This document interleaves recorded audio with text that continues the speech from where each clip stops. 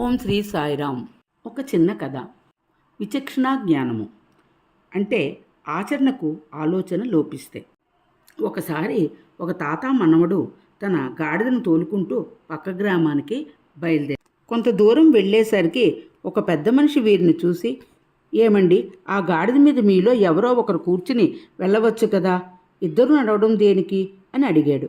తాత తన మనవణ్ణి గాడిద మీద కూర్చోబెట్టి తాను నడిచి వెళ్ళసాగాడు. మరికొంత దూరం వెళ్ళేసరికి మరొక వ్యక్తి, ఏమయ్యా, ఆ చిన్న పిల్లవాడు నడవగలడు, నీకు వయసు అయిపోయింది, నీవు గాడిద మీదకి ఎక్కి కుర్రవాణ్ణి నడిపించు అంటూ సలహా ఇచ్చాడు. తాత మనవణ్ణి దించి తాను గాడిద మీద ఎక్కి కూర్చుని ప్రయాణం సాగించాడు. మరికొంత దూరం తాత మనవలో ప్రయాణం జరిగింది.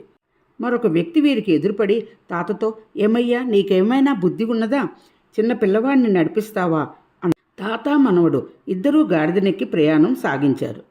కొంత దూరం పోయిన తరువాత పాపము గాడిద నడుం వంగిపోయింది. దారిలో ఒకరు వీరిని చూసి, ఏమయ్యా, నీకేమైనా బుద్ధి ఉందా, ఆ నోరులేని జీవిని ఇలా బాధ పెట్టవచ్చా, అది నడవలేకుండా ఉంది అన్నాడు. నిజమే అనుకున్నాడు తాత. గాడిద 4 కాళ్ళను ఒక కర్రకు 2 వైపులా కట్టాడు. తాత మనవడు ఇరువైపులా కర్రకు కట్టిన గాడిదను మోస్తూ ప్రయాణం సాగించారు. ఒక చోట ఒక కాలువను వీరు దాటవలసి వచ్చింది. కాలువ ఒడ్డున ఉన్న కొందరు అల్లరి పిల్లలు గాడిదను మోస్తున్న తాతా మనవలను చూసి గోల చేస్తూ ఎగతాళి చేశారు. వారి గోలకు గాడిద బెదిరిపోయింది. కాళ్ళకు కట్టిన త్రాళ్లను తెంచుకుని కాలువలో పడిపోయింది. ఎందుకు జరిగింది?